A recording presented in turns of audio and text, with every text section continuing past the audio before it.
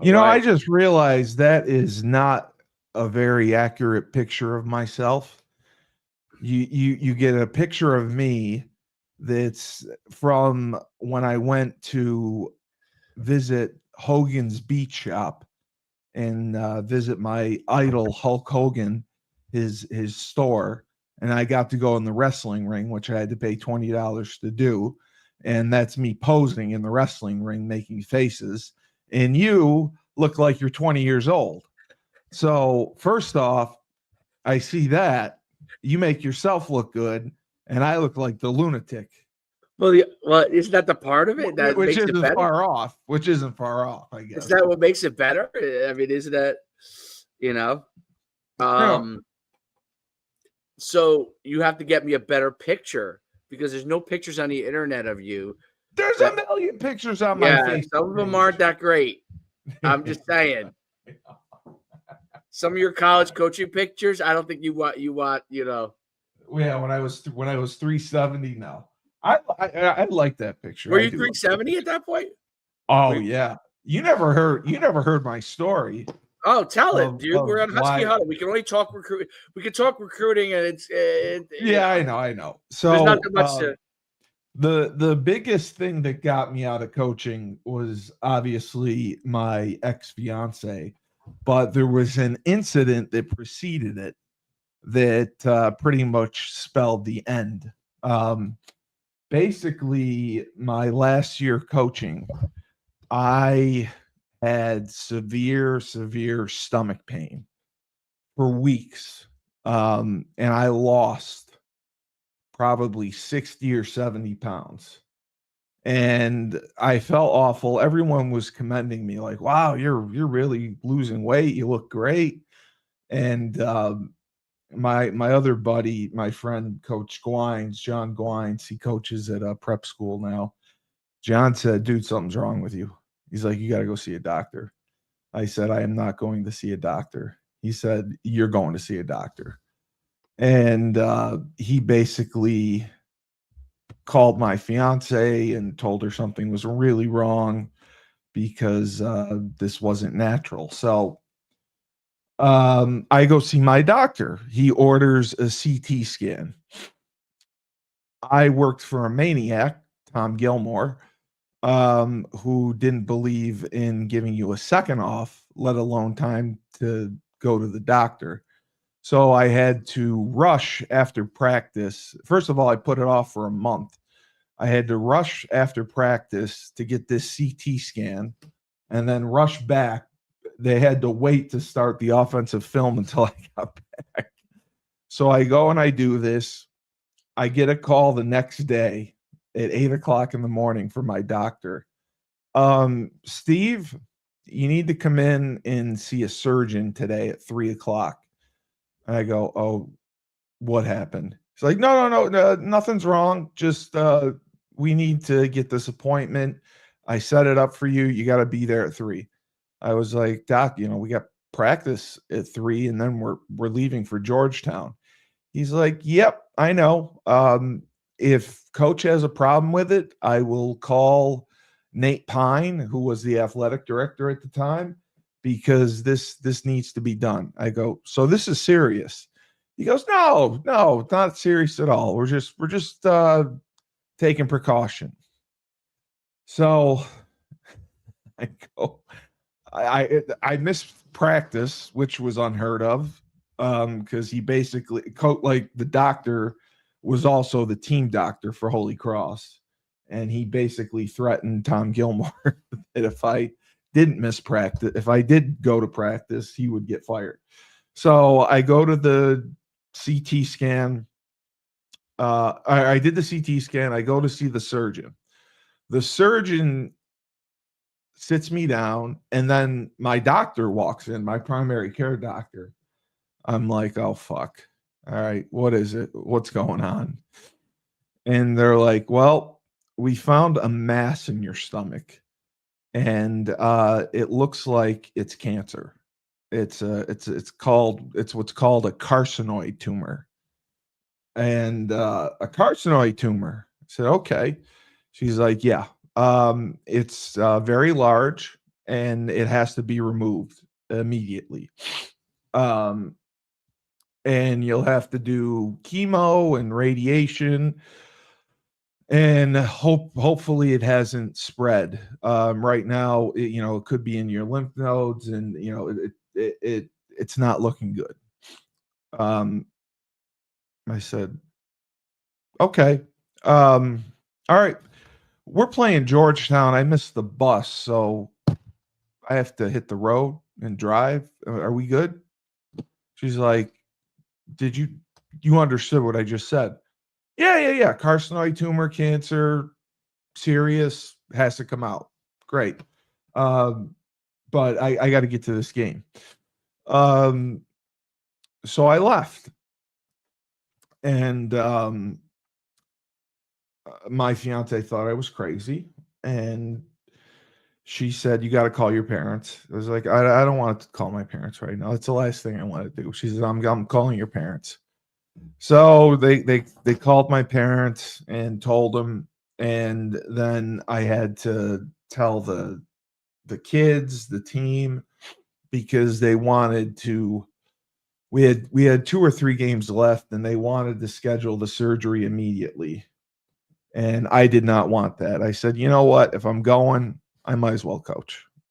I might as well, it's not going to matter anyway if I'm going in 6 months. She's because the carcinoid tumors are very aggressive. So I said, it doesn't really matter. So I'd rather just finish the season and then have the surgery. And she said, if you do that, you risk it spreading. It has to come out like yesterday. I'm like, I know, but it is what it is. We're at where we're at. So let's do it this way. So they were going to have to resect my colon. It was going to be this massive procedure, and it was bad. So finally the season ended, and I was scheduled for surgery.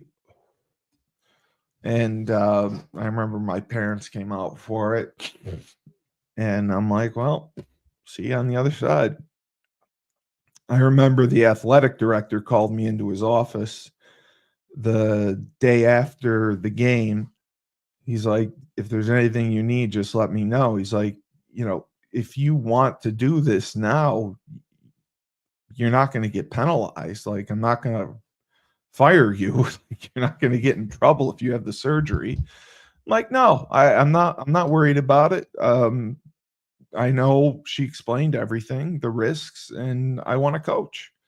Whether or not I'd rather coach my last few games than not. So if it's bad, so she called my primary care doctor called me as I was driving with my fiance to Georgetown, and he said, the surgeon, she wants to know if you want to talk to a psychologist. I'm like, no, I'm okay. She's like, she thinks you're kind of crazy. She's like, most people don't take news like that the way you did. I'm like, well, doc, as you've known, I'm not normal. He's like, no, Steven, you're definitely not normal. So they do the surgery, and I remember waking up, and I remember asking, I was like, did you get it all? Did you, because they had to get the clean margins or whatever. It was like, did it spread? And she said, well, not really. I was like, oh shit. I was like, all right, just lay it on me. How much time? She's like, well, my bad on this one. It wasn't a carcinoid tumor. Your appendix burst. I was like, my appendix burst. She said, yes, your appendix ruptured probably 2 months ago. And your stomach, God knows how, miraculously walled off the infection from spreading.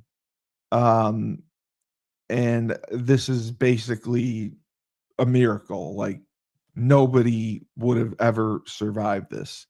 She's like, I don't know how you have possibly worked for the last 2 months. But you don't have cancer, you don't have a tumor. It was your appendix ruptured. It got tangled in the walls of your stomach, and it got tangled in your stomach and walled off the infection from spreading. I was like, wow. I was like, so am I going to be okay? She's like, physically, yes. Mentally, not so sure. So that was the straw that basically broke the camel's back there with my fiance in football. That's why she wanted me to get out of coaching. She's like, you literally killed yourself for 2 months. Because I was in excruciating pain.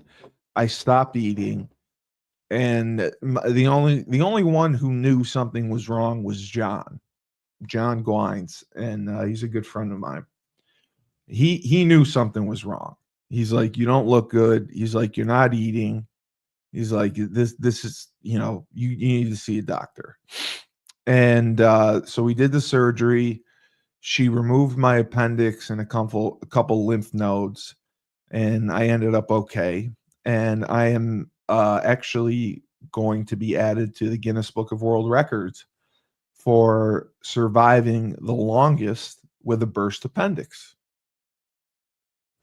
You muted yourself. Is that true? That is that actual fact that you survived where did my dog go? With the burst appendix? That's crazy. Yeah. I remember when it happened. It happened in September. We were playing Lafayette, and I was in the zone, and I just remember after the game, I felt like I was going to collapse. I was sheet white. My father saw me, and he said, "Is something wrong?"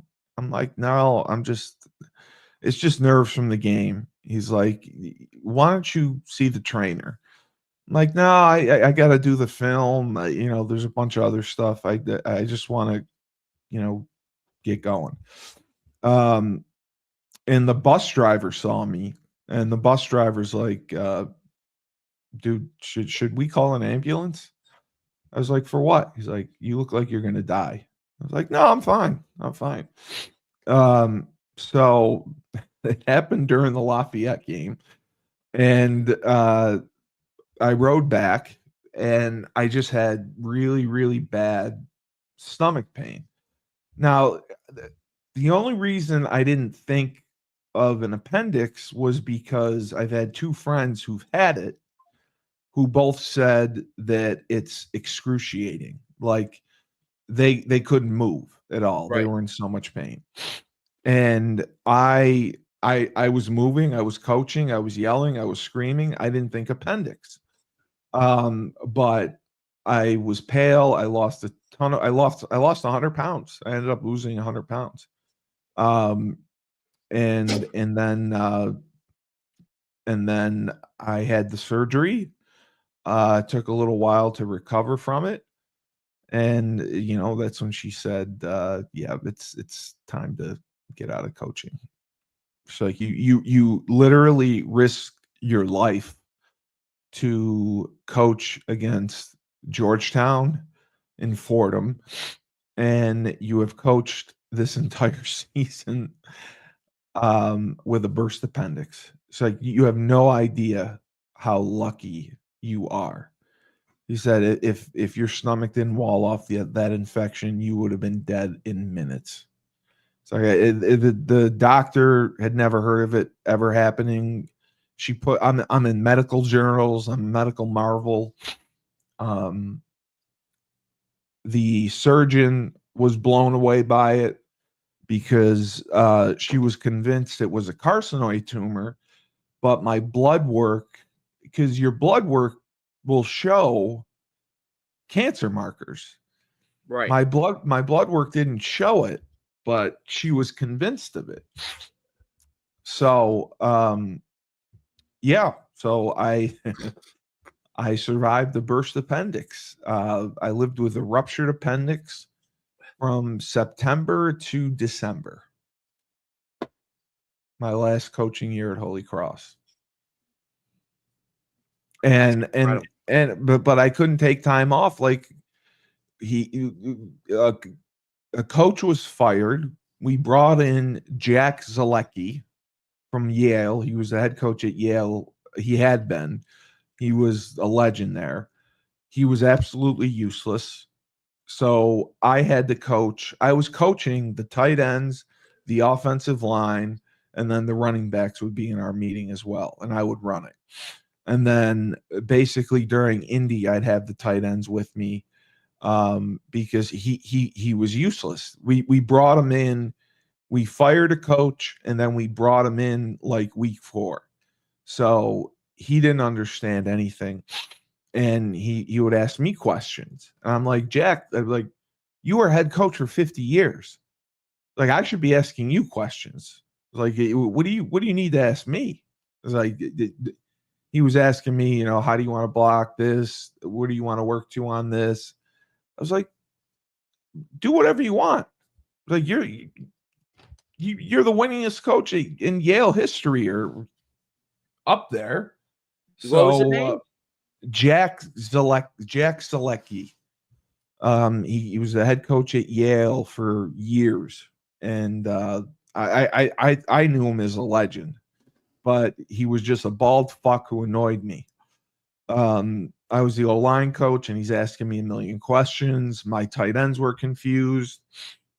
He couldn't run a meeting on his own. I ran the meetings with his tight ends because I had coached tight ends and I knew all the guys.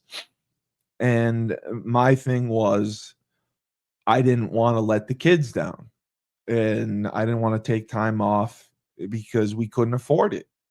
I was coaching 2 positions. I was also breaking down film. I was doing everything. So, in my mind, I didn't want to let the kids down. They already, lost one coach.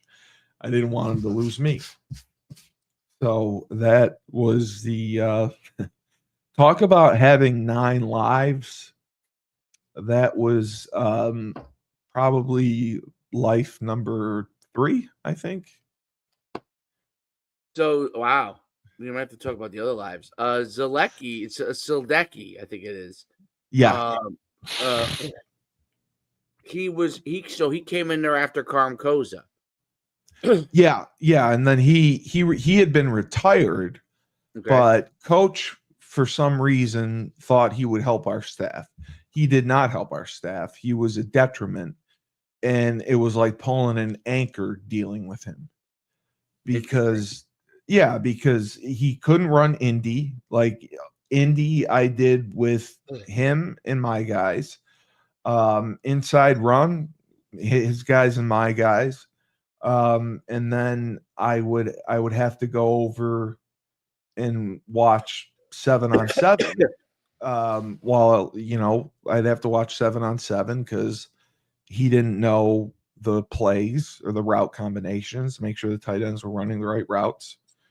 And I just killed myself. And I remember I was in so much pain, and I would come home at 11 o'clock at night, and I would literally crawl up the stairs to her apartment and just crawl into bed. I would just be dead. I would be just completely dead from it.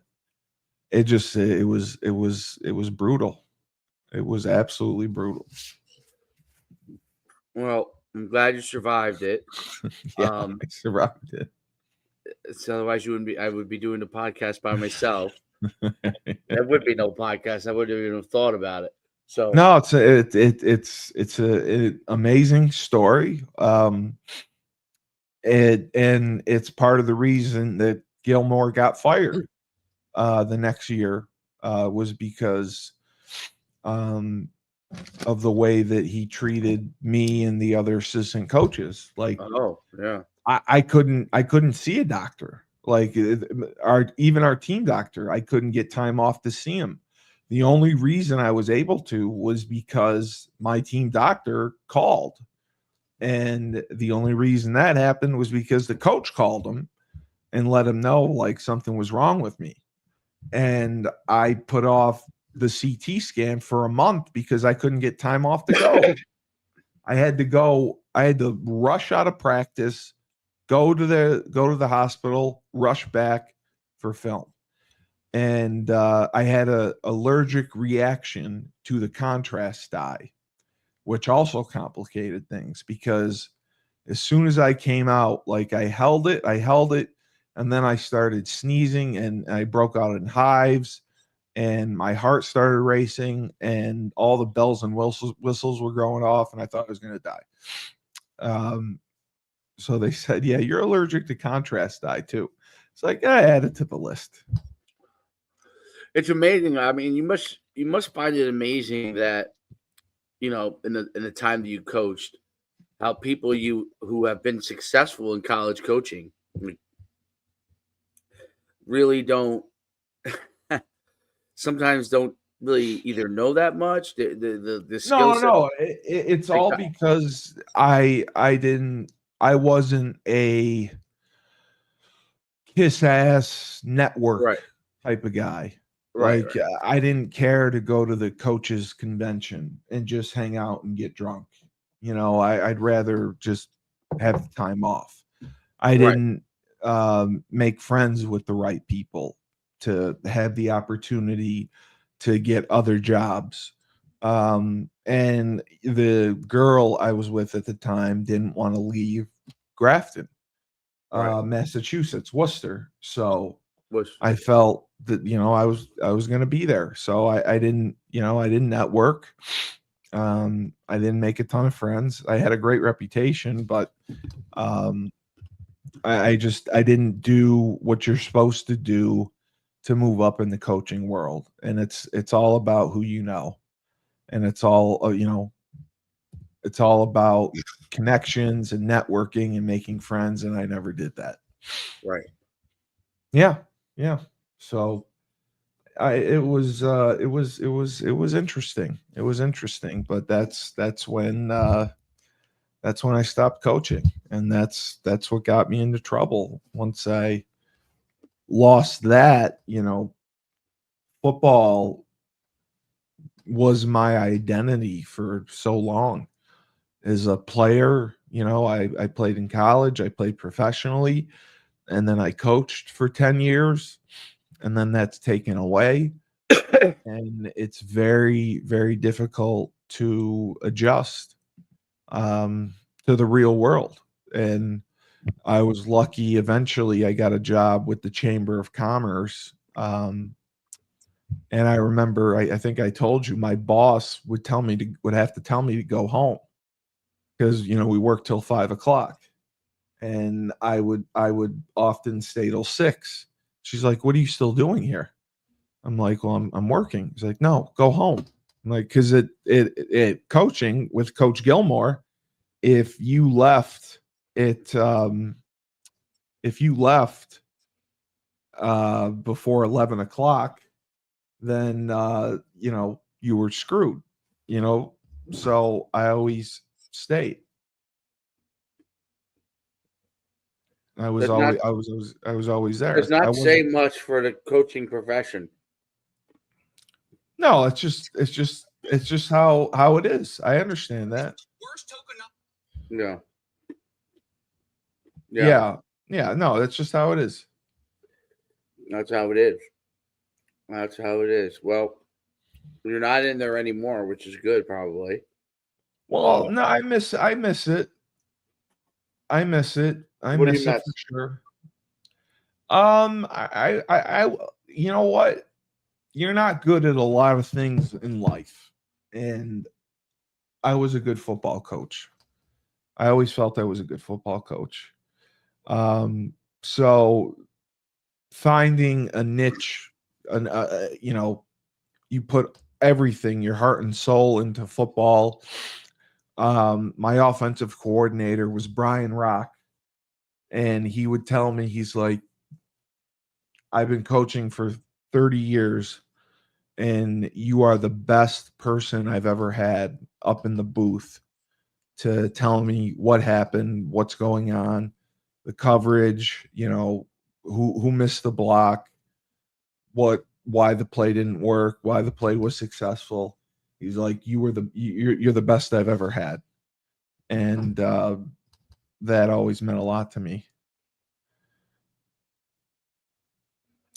Well, I think that that's the hardest thing about playing sports, and then if you get into coaching, um, is that you get addicted to the environment and the competitiveness and the constant desire to improve, right? So, Yeah, and you but and you and you enjoy the whole process well, of I love the kids. I love the yeah. kids, and I loved our staff.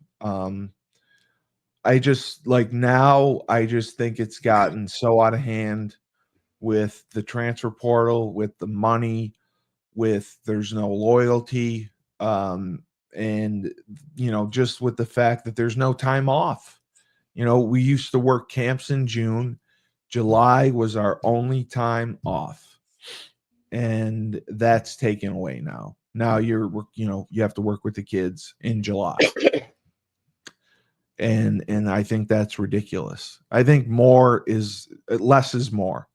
Like coach would make us go back and watch film from 2 years ago on the opponent we were playing, because they might run this blitz from 2 years ago, or they might run this play from 2 years ago, so you better be ready for it.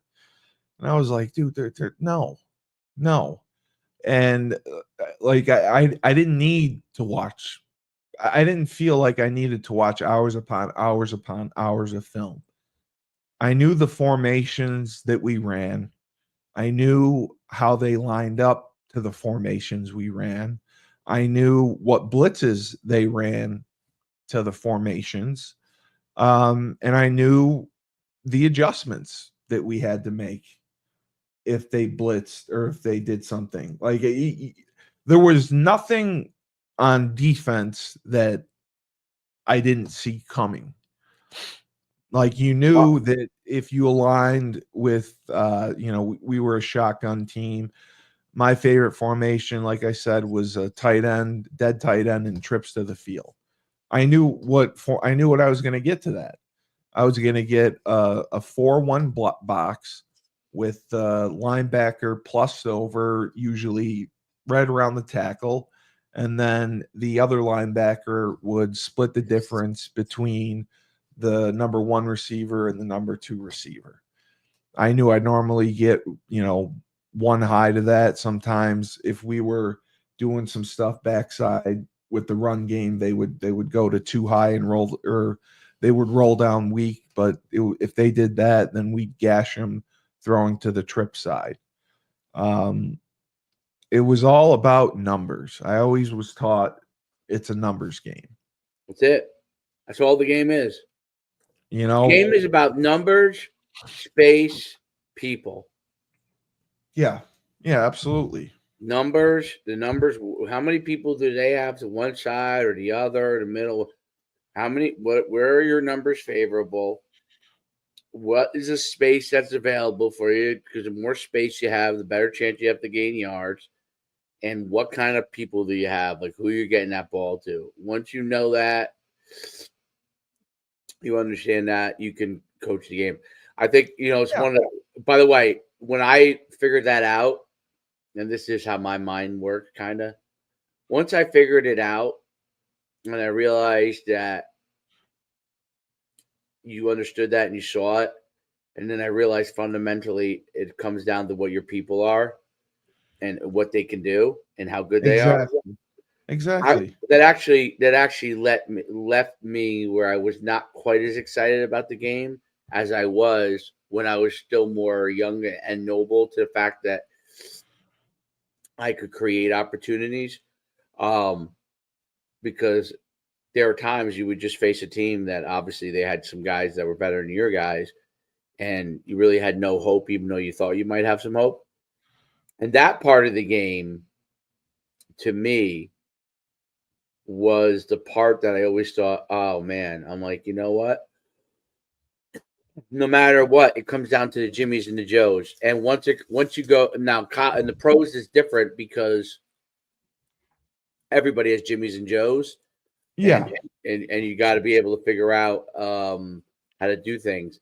But college and below, if you have the better guys, that's the very first step of everything, and then everything else comes off of do you have guys that can do more than the other team?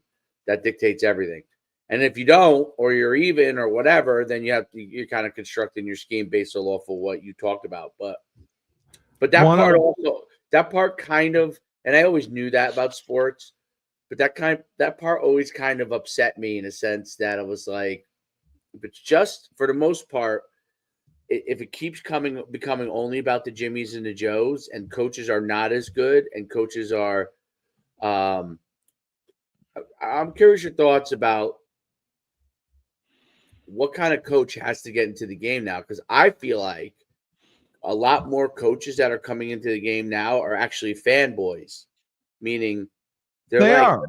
they're They don't fans of the sport. They understand a little bit bad. They go learn from a really good coach, and then they coach as if they're running a Madden game or a fantasy football game, right?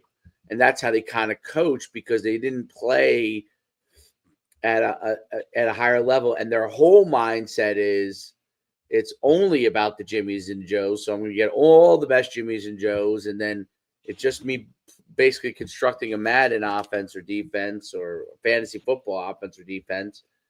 And I think that part for purists, people who love the game, and you end up getting called the old man on the porch, but it's the fun part about that. It's not as fun. Like, uh, you know, if everything becomes only about how much I can pay for the best players, it's less than the NFL because the NFL is parity because you can only pay so much. Oh, you got a I put that for you. That's a Rentschler Field. is Yeah. that Richard Field? Yeah. Yeah, I got that. My friend set it up. Um, I had one of our coaches on staff was the former head coach at Tufts. He coached at Tufts for 20 years. He was an old man. He had poor hygiene, smelled a lot. Um, he didn't like to shower. He refused. Our coach had to institute a mandatory shower policy and go over showering in our team meetings because this coach refused to shower. But he always said, Coach Samko, he said 99% of the time, the team with the best players wins. Right. I mean, you can only out scheme someone. You'll get lucky to do it on occasion. You'll get lucky to do it, but most of the time, you're not going to out scheme everyone. You're going to have to. You're going to have to put up with it. And it's about recruiting. Yeah. And instead of, And you by the way, know, I'm frozen again. yeah, you're always I'm frozen. in the frozone. You're always frozen.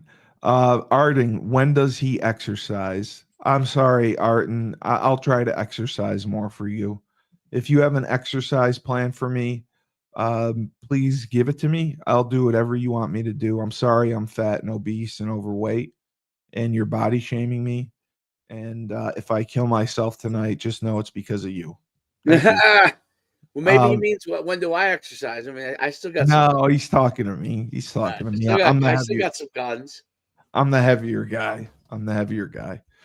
But no, it definitely disillusioned me. And then, talking with Joe Villapiano, Joe was one of the best football minds that I ever encountered.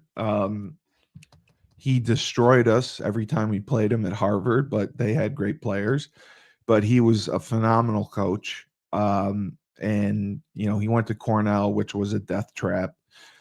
They didn't put resources into football. It was about hockey and lacrosse.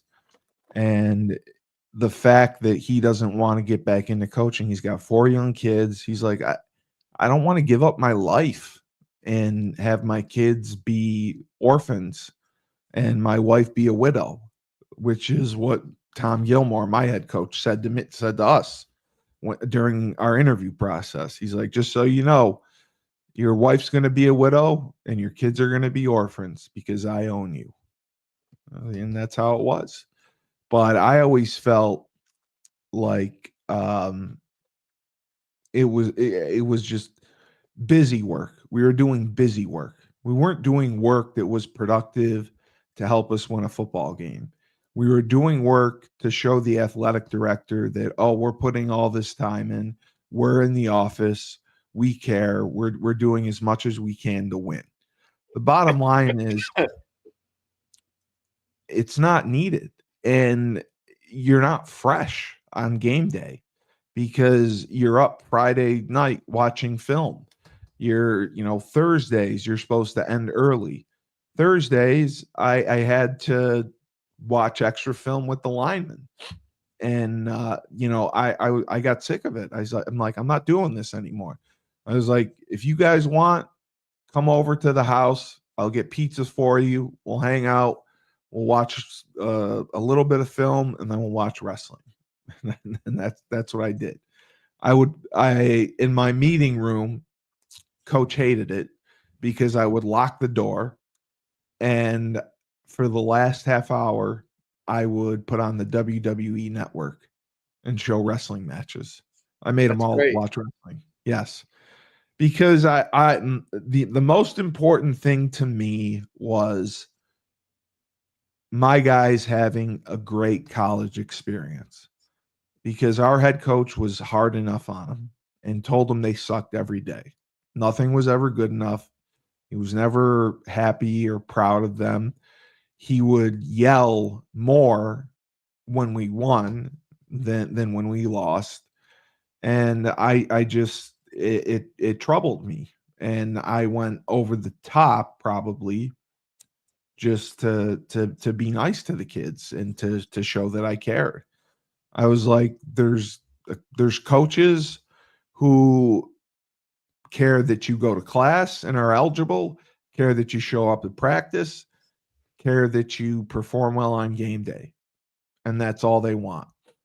There's other coaches that care about you as a person and want to have personal relationships with you and make sure that you're doing okay. And I credit that to the time that I spent getting to know my kids, and I never had a kid quit.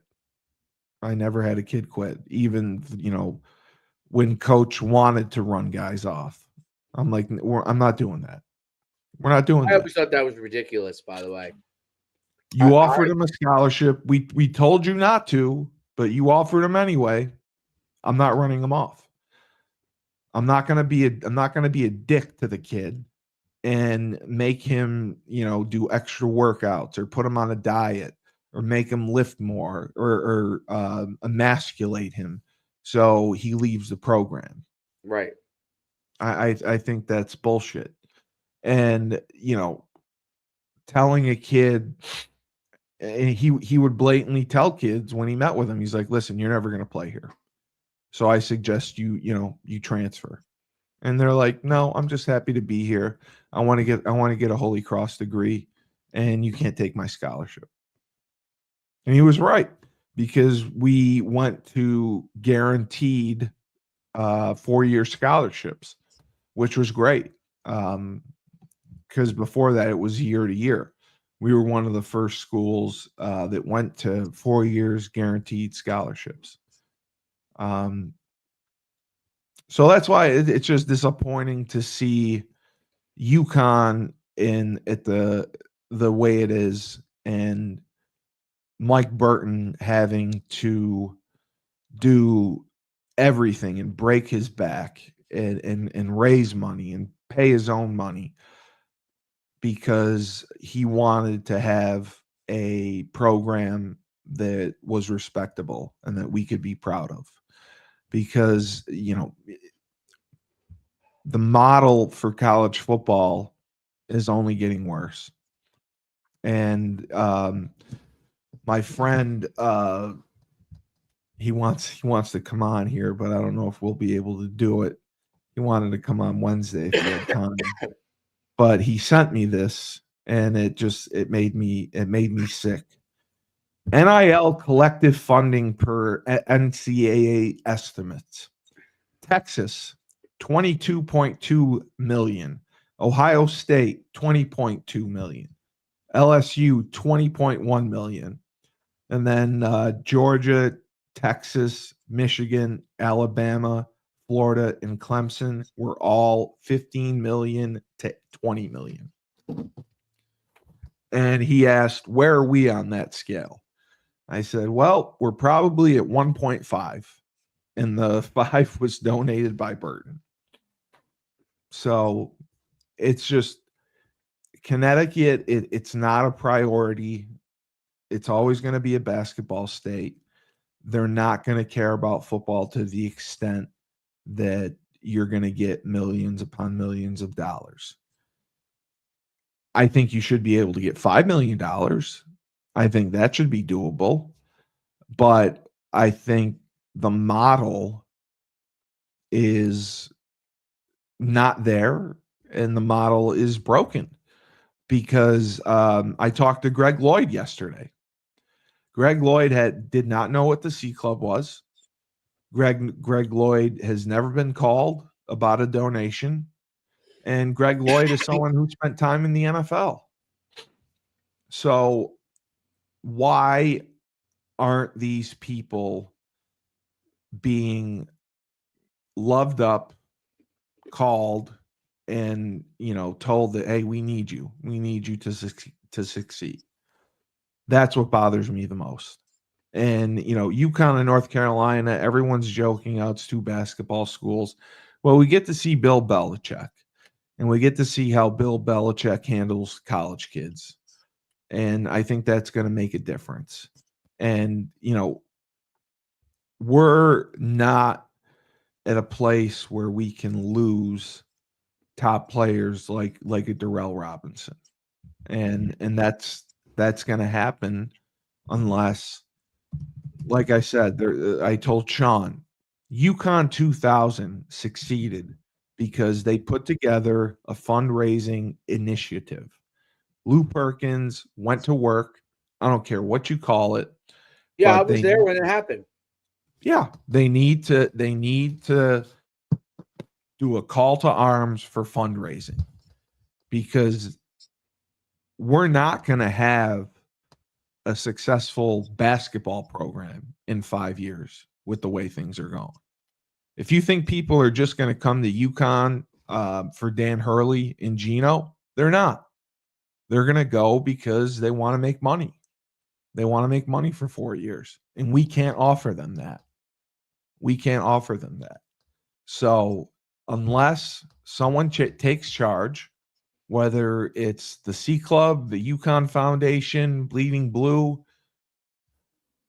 and really, like I said, you got to hire people. You got to hire people. What's the quarterback that we got that was committed to us originally out of high school? What do you mean? This year? Yeah. I don't know. From Virginia. He's not committed to us anymore. Hold on. I was just looking something up. I thought we had the top. Okay. Yeah, so we had the top quarterback from Virginia. Oh, yeah, I see now. But we only brought in 12 kids. So kids who were in the portal, Zion Turner, who was the quarterback. I guess the kid from the freshman from St. Thomas Aquinas. You're saying at UConn, he's in the portal? Let me see here. Yeah. He's in the portal now. Brian Bruton, running back. I don't even know who that is. That's In the fine. portal. Tight end, Justin Jolly. That's fine. 2 offensive linemen. I don't know who they are. That's fine. I mean, And then Robinson, obviously. that's the whole thing that I don't like is you're going to have to spend time recruiting your own players year to year. Right. I'll read you what Jim Morris said. It's interesting. Which blows my mind. Like you have to recruit your own players. Jim Morris said to answer. Oh, Shane commented, by the way. Shane's bold now. Very bold. I'll give him credit. Where did Shane comment? On Mora's comment. So Jim Mora wrote, I guess we've started a movement, Steve, where all our fellow UConners are on their way to becoming influencers. All right, here we go. So Jim Morris said, to answer those in the comments asking if they don't want to leave, why are they in the portal? College football has become very much a business, and there are young people interested in testing the market. It is not a lack of loyalty. They are not giving up on their teams. They are simply playing by the rules others have put in place. The most important thing we can do as coaches is to give them good, honest, unselfish advice as they navigate the new landscape. I guess this is in response. Let's see. Jim, I respectfully disagree. So I want to read you a couple things. So then I want to get your thoughts. So just hang tight, hang in there. And the only player that doesn't think he will play is the only other guys in the portal are probably going to play. The only one that doesn't think he will play is Darrell Robinson. Jim Morris says the most UConn players who entered the portal will play. This is from Joe Aruda. The guys who have gone into the portal have indicated to me that they want to play. They want to finish this thing out, and they've also indicated that they don't necessarily want to leave. Darrell Robinson obviously is the exception. He is obviously has a home, and I'm sure he's getting a boatload of cash. So is he officially gone? Like, is he committed, or I don't know how I don't know. I'm gonna look it up in a second. So Shane commented, at UConn football, some of the realest shit ever spoken by a genuine coach. Much respect to Jim Moore. I hope others feel the same way. So it's funny because I remember our debate the other day. We were on the.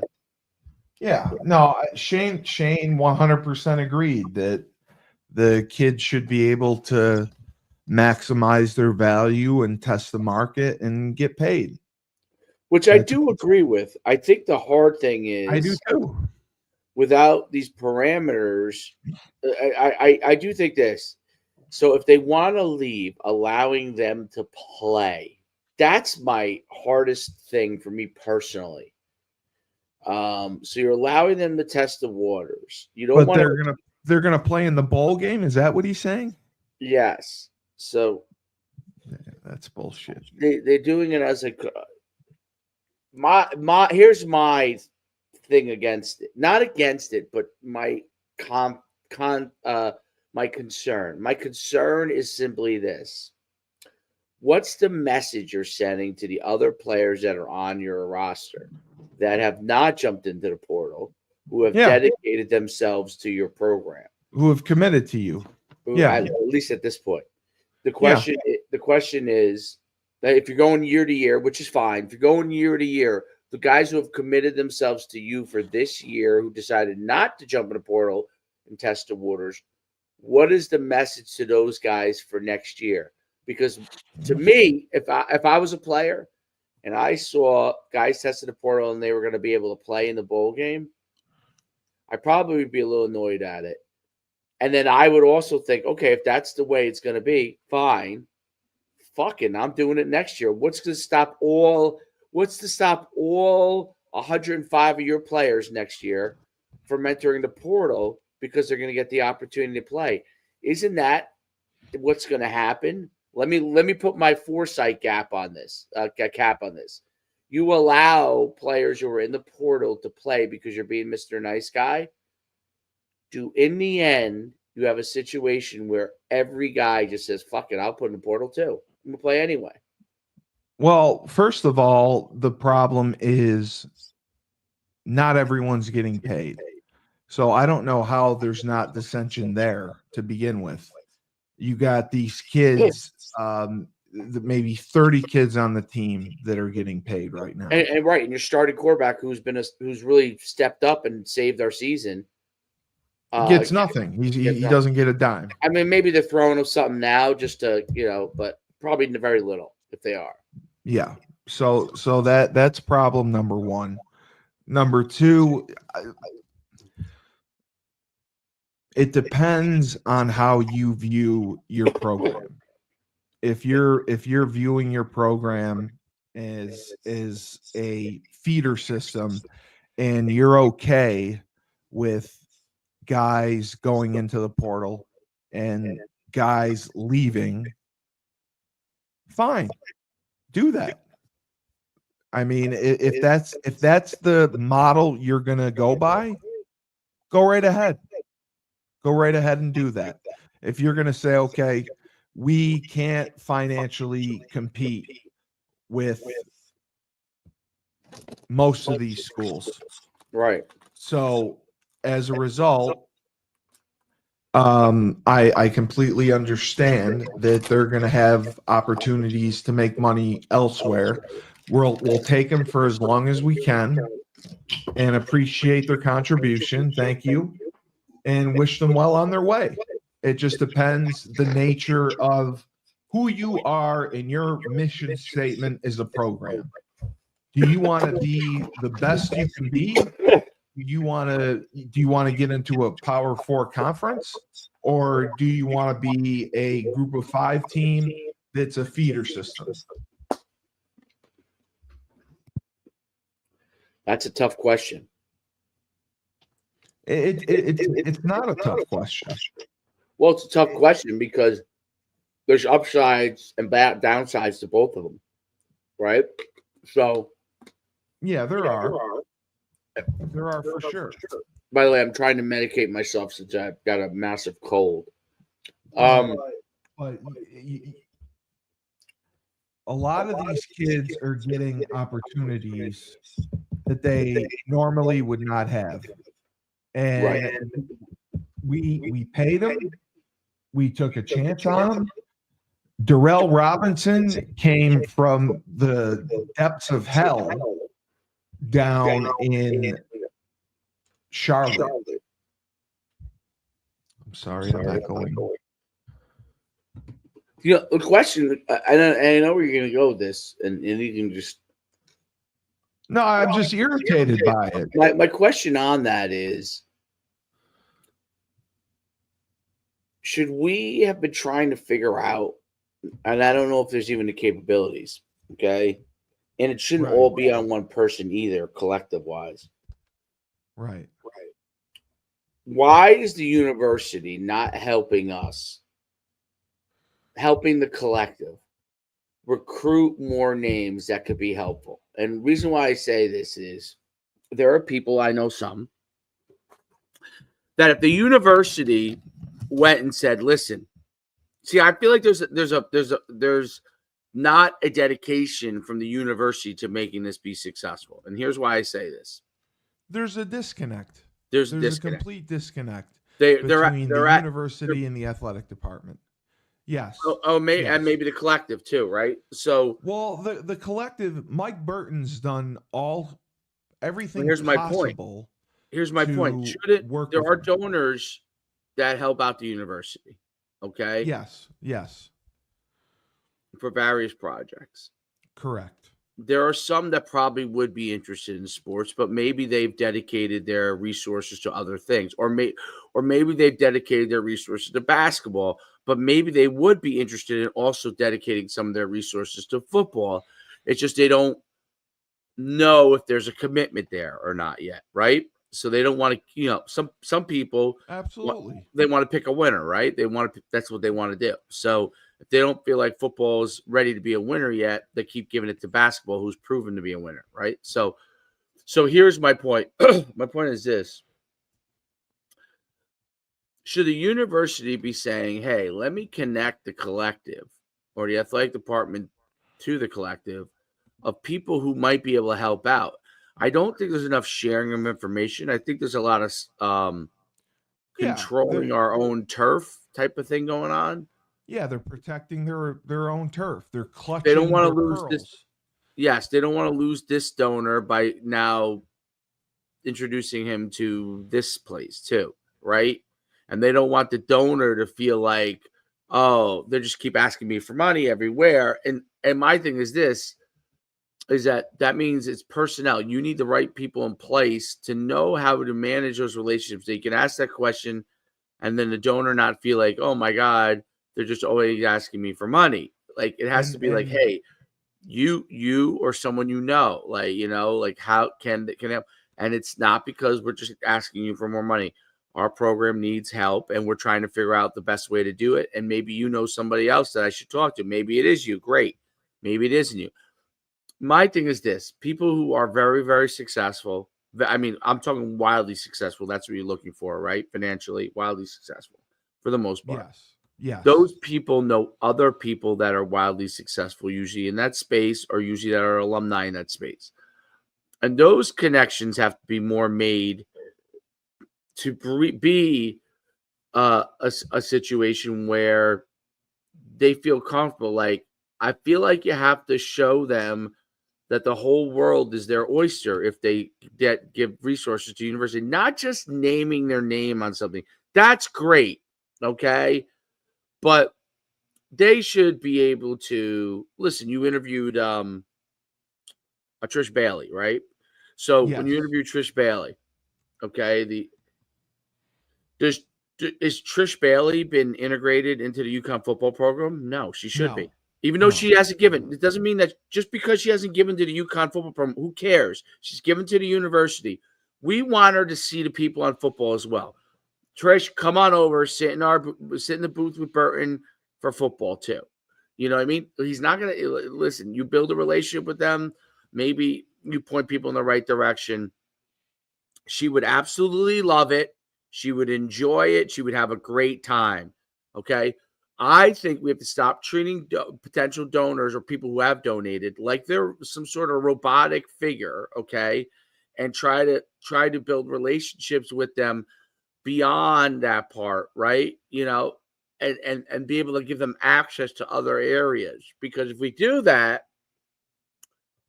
then they will get to know other people that are wildly successful and they will do business together, right? Now, are the rich getting richer in that aspect? Sure. But it helps the university to be able to grow possibly the football department, maybe other areas, right? But it helps the collective be able to get more partners in their program, right? And I think that's now I don't know where the collective goes in the long run, but that's the part that I think is important, right? Like, and I'll use the flip side. Burton, right, who's dedicating resources to the football program, and I'm sure he has access to things in the basketball program.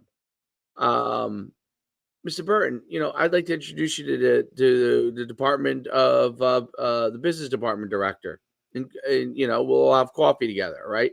Like those are kind of things that are important, even though nothing may come out of it. It's about building those relationships, right?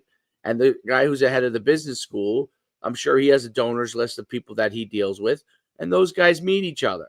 And those meetings are important because maybe there is someone that's interested in football, but maybe he's been in the business school and doesn't understand how he can help the program because no one's ever cross connected people, right? You got to connect. We've talked about silos in the past. You've got to cross connect these silos. They've got to cross pollinate in order for things to be wildly successful. And that's And what Harvard, Yale, Princeton, Stanford, Duke, they do a phenomenal job of that. Those guys all, if they want to know each other, can know each other. You know, absolutely, that's what you have to absolutely, do.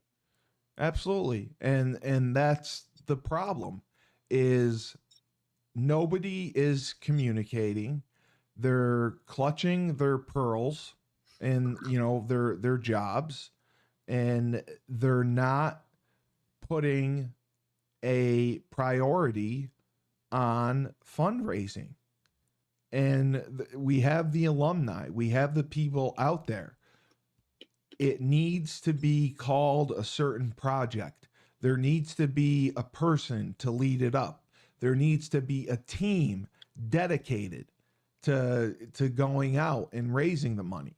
I remember when I was at Dartmouth and Buddy Keevens was the head coach. All he did during the winter, he was on planes meeting with donors, trying to get money for the football program. That was his job. He was the CEO. He was trying to get money for the football program. And that's what we're missing. There's only so much that Mike Burton can do. He doesn't have all the information, and he shouldn't be the one that's having to call and ask for donations. There should be a team in place that goes around, whether it's called, the UConn fundraising project or the UConn Right. athletics project. They have to put a name to it, and they have to make it a priority. And that's why Lou Perkins was as successful as he was. He knew that nothing was going to get done without money. And you're hindered because you're a state institution. The state provides you with some funding, but it doesn't provide you with enough funding, and you're not getting the donations from your alums. You're not getting the amount of money you need from alums. The fact that we went 8-4 this year is a complete anomaly. It should not have happened. It should not have happened. The only reason it happened was because we had a soft schedule. We had Mike Burton step in, take charge. He communicated with the athletic director. He communicated with Jim Mora. He talked to them about what they needed. He talked to them about the market value, and he went out and he got it done. He, with Bleeding Blue, Store Central, whatever you want to call it, he got it done. And if you think $1 million a year is going to be sufficient to have a successful athletic department overall, it's not. We're going to end up having to raise $5 million. We're going to have to raise $10 million just to survive. We have no television revenue. There is so much wrong with our athletic department and our program, and there's not enough people who are working on solutions to it. We're wasting money on the social media content creators. We're producing shows that we post on our website that nobody's fucking watching. I'd love to see the viewership for these Husky shows that they put on our website. Nobody cares. Nobody goes to the website to watch their content. They don't utilize social media like they should. They don't utilize YouTube like they should. They don't utilize Twitter like they should. And that is the reason. You have to get people excited. And the other thing, we give them no incentive. And that's what Sean talked about. Sean talked about, okay, I joined the C Club. What's next? What's in it for me? What's next? Okay, I mentor a kid. I mentor a student athlete. I help them get summer jobs. I help them with career advice. What is in it for me? Yes, I'm giving back to the university, but the university isn't giving me anything in return. And that was his problem. When I was talking with him about possibly working with Kevin in the C Club, he's like, there has to be an infrastructure in place to provide an incentive for us to join the C Club. I know it's free. But eventually they're going to want donations, and eventually it has to be financially productive, and it has to be productive in all aspects, not only for sports, but it's the UConn Foundation. It's gonna fund the school, and unless we take charge, and that's why he suggested, if the C Club doesn't end up wanting to partner with us or work with us, he said we can do it ourselves. He said we can do it ourselves. All it's about is creating a database. All it's about is holding events. All it's about is fundraising. And he even said putting our content on Store Central. He's like, your content is better than what's on Store Central. Why aren't they doing something with that? Why, if they want to use a subscription model, if they want to help you get sponsorships, they should be working with you, because as they say, they say we are the glue that's holding everything together. We are connecting people who haven't talked in years. And the mindset right now is still, we're clutching our pearls and everyone's separate.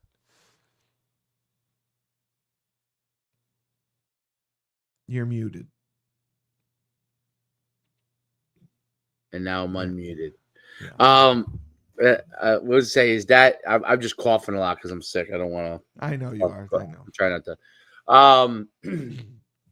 I think that has to be like, look, me and you have been we started talking about this when we first started, maybe in the summer, I guess. And yeah, we talked about it in August, and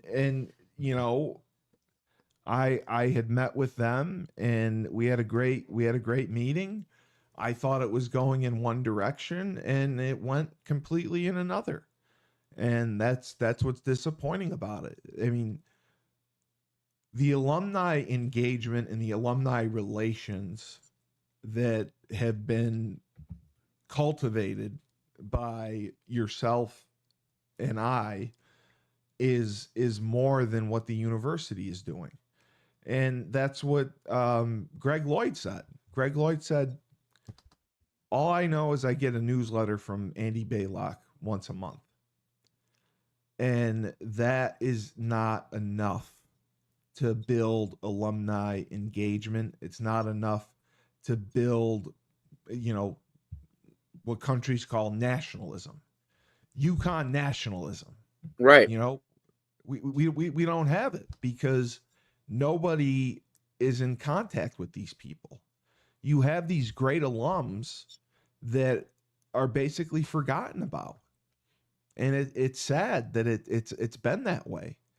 And I don't understand why they fucking neglect the top alumni, the top players that gave their blood, sweat, and tears to the university, and they throw them away like trash.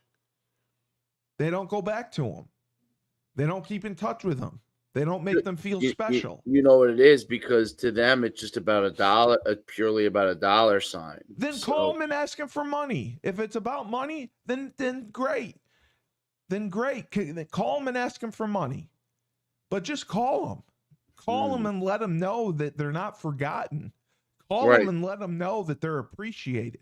Call them and let them know that they did everything they could to help UConn be successful. Call and let them know that you're proud of them. Call and let them know that you're happy that they have a career. Call and let them know that you know they have a family. Call and let them know that they're not forgotten. They're not ghosts. And that's what pisses me off. They're treating these people who came here and especially with the football program, right, built it from scratch, and they're treating them like ghosts. Yeah, you know what? They honored the Motor City Bowl team 20 years fucking later. 20 years. They still haven't honored Stafford's team. The greatest team in UConn history, they don't honor them. My team, We had the first Big East win against Rutgers. We beat the first Big 12 team in Iowa State. We were the first Division I class. We haven't been honored. So, but they're going to honor the volleyball team from 1994 through 1998. Anyone who was a member can come. Why don't they do that with football? Football Great just point. gets left by the fucking wayside. That's all we are. We're a circus act. Nobody gives a shit. And the only one who does is Mike Burton and Bleeding Blue and maybe the D'Amelios. And I don't know. But, the attendance at Rentschler Field is next to embarrassing to what it used to be. Your point is great too about from alumni standpoint. So the retro fielding is a multi-tier issue in the sense that you don't have an on-campus stadium, which I know we've had people on that have argued that it's great, and I argue against it to the day I die, that you have to have a stadium on campus in order to get students to get their regular alumni and if you want kids, yes, kids. Yeah. Listen, Kids I'll even say alumni, and I'll tell you why. I want to. I'm just talking about. I want to go back to campus. Yeah, I want to go back to campus. I want my kid to see campus. My kid. I go to Retcherfield. He'll enjoy the game. He'll enjoy it. He'll have a great time if I go to a game. Yeah, it's a great. And then he's like, let's go home, right? So, but if you have a campus right there, we're gonna walk around the campus. And the campus is absolutely amazing now. It's so if you have a stadium amazing on campus, what will happen is 50,000 people will come in there. They will leave that stadium and they will go eat in your restaurants. Yeah. Why do we give a fuck about giving money back to Hartford? Yeah. Why is Hartford a fucking priority? And, I know that, God rest his soul, Lou Perkins fought like hell to get the campus on stadium. And it was the jackasses in Storrs Mansfield that protested about the traffic. 6 times a year, you fucking morons. 6 times a year, you're going to have traffic. Really? 6 times a year? That's enough for you to blow up the possibility of having a stadium on campus? That's the possibility? I mean, the traffic is the reason you're going to blow up having a successful, productive Division I football program because of traffic on 195 6 times a year. That's disgusting. That's disgusting, and that's revolting. And to the people of Storrs Mansfield, the actual residents, fuck you. Fuck you. Because we're not in a conference. We're playing in Hartford, and you've made students' lives difficult to support their own team. You did, and you don't even go to the fucking school. So blow it out your ass. Blow it out your fucking ass for doing that to them. Yeah, I think that we know what it is. The residents don't want the town to continue to expand of stores. They don't want that to. It is. I drove there. It's expanding. I saw the apartment buildings that are being built on 195. It's not a farm. It's going to be it has to become. It's a college town now. Yes. I mean, that's what it is. Yes. That's what it is. Guess what? It's not the 1980s. You're not living in the country where there was this small little public university of Connecticut where, they were okay in basketball. They had football. They were this and that. No. Guess what? We have top of the line facilities. We have top of the line academics. And the only thing missing is football. Guess what? Whether you like it or not, Storrs, Mansfield residents, alumni, football is what makes the university go round.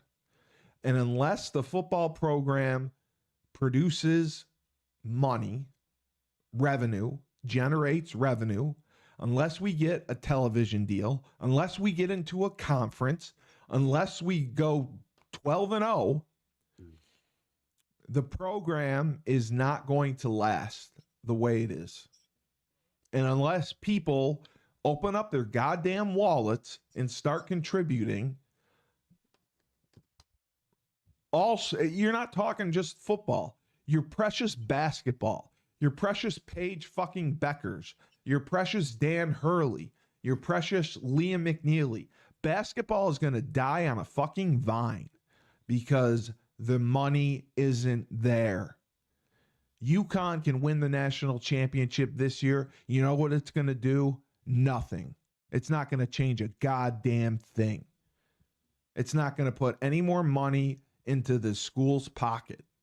All it is, it may increase the number of people who apply. It's not going to change the television deal. It's not going to change any NIL deals. You're absolutely stupid, ignorant, and half, you must be fucking slower than dog shit to think that winning a third national championship is going to make a difference in UConn athletics all around. You want to parade around and rally, yeah, we won 3 in a row. Fuck you. Because guess what? By 2030, UConn basketball won't exist. Because once Gino leaves, once Dan Hurley leaves, what's going to be anyone's incentive to go play at UConn? Because they're not going to get paid. That's for damn sure. The chances of them going to the NBA aren't going to be as much.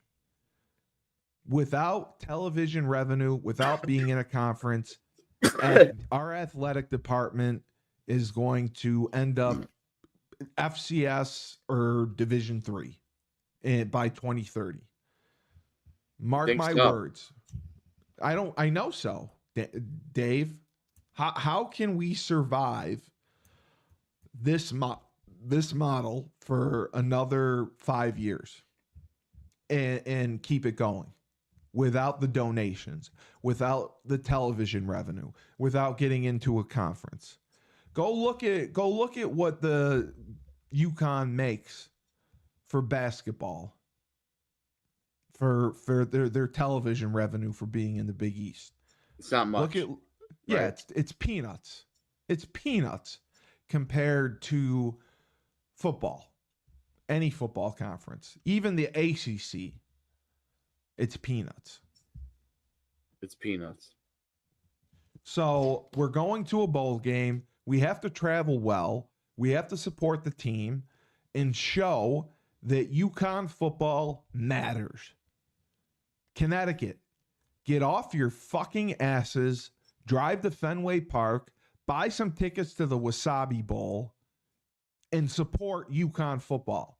Because the only ones right now standing up for who we are maybe our alumni base, the UConn football alums, are Jim Mora and his coaching staff, David Benedict, the athletic director, Mike Burton, who runs Bleeding Blue, Phil Hunt, every day does what he can from the president's office. He's trying to do what he can, but he's in a difficult position because he has, as he said, he's got to navigate all the different silos from athletics to academics and keep everyone happy. Well, so that's why I say, you want Connecticut sports. Connecticut, guess what? You don't have a pro sports fucking team. Do you know that? UConn is all you have. And unless you open up your fucking eyes and look and see what's going around, do you pay attention to the rest of the country? Do you know what other schools are doing? Are you blind? You're either blind, ignorant, or just willfully dumb. It may be a combination of both. To let it happen. So if you want to make a change, if you want to make a difference, go to www.bleedingblueforgood.org and fucking donate. Donate money. Show that football matters. I make dick for money. And you know what? Any chance I get, I throw in a couple $100 here or there. A couple $100 here or there. A couple $100 here or there. I give whatever I can because Mike Burton has broken his back to build that collective. He broke his back to build to bring in those transfers, and he broke his back to get us 8 wins this season without a quarterback. And I will give as much as I possibly can because I support him and his cause, because he's the only one who stood up. He didn't have to answer the call. He's got a great life. He's got 4 kids. He's got a kid that plays at Georgetown. He's outstanding. The last thing he needed was to get involved with an NIL collective called Bleeding Blue. And he did. He answered the fucking bell for you, for me, and for everyone, because he did not want to see UConn football be irrelevant. And it's going to be irrelevant unless we step up and make changes and do something about it.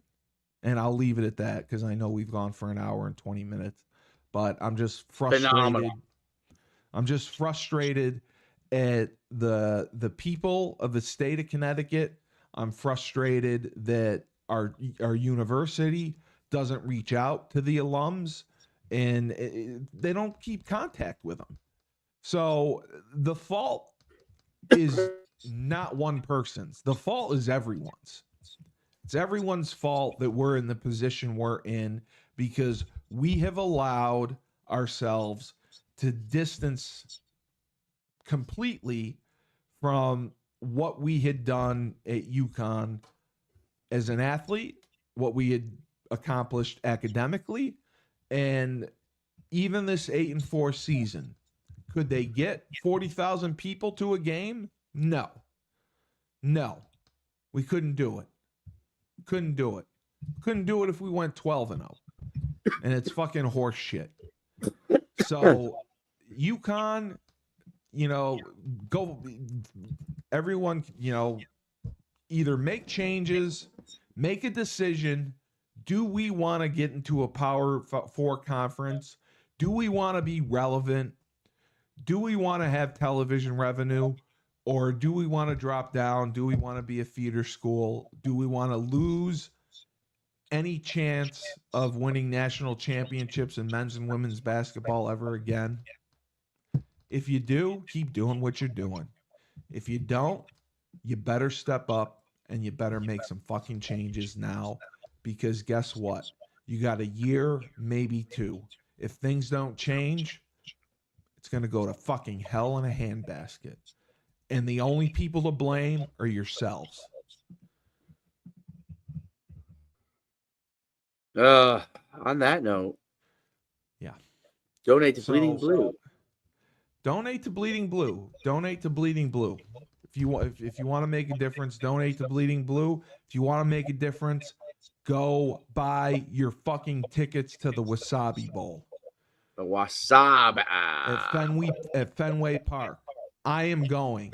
If you want to fight me, I'll be there in the parking lot to fight anyone from Stores, Connecticut. I'll fight every one of you that have caused this bullshit to happen. I'll fight all of you. So, Dave, it's been a pleasure for Husky Huddle. And remember, when life gives you lemons, don't make lemonade. Take 2 oranges and fucking throw them back at Stores, Manfield, and UConn.